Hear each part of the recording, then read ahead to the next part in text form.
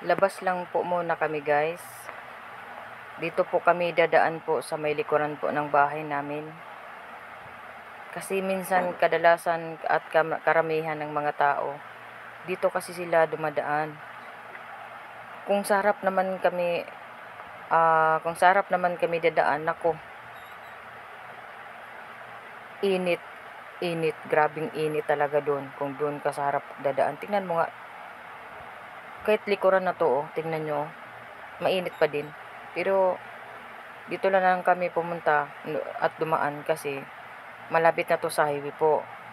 Paglabas nito, highway na, ang front nito, iglesia na, ayan. Dito na kami magtatambay kasi magsakay kami ng jeep papunta ng Magsaysay.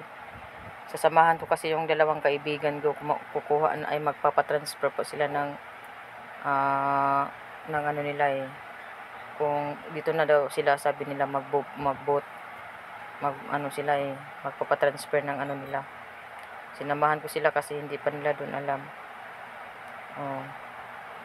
Sinamahan ko yung mga kakaibigan ko. Nagantay kami ng sakayan para dito na kami magsakay papunta ng Magsaysay.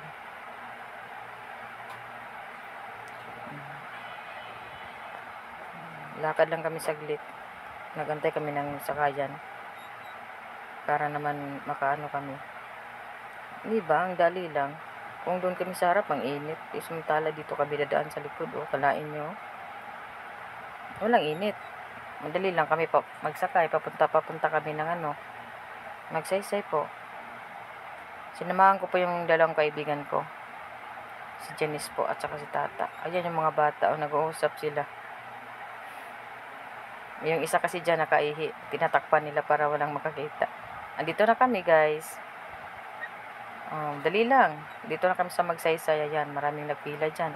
Pero madali lang kami kasi buntis kasi yung isa. Madali lang yung pinupuntahan ko muna yung view. Hindi ko pa to nakita ngayon lang May tulay na pala dito sa may likuran ng Magsaysay. Ito daw yung daanan ng road namin Yung ito si Tata Ito daw yung dadaanan. Ngayon ko pa to nakita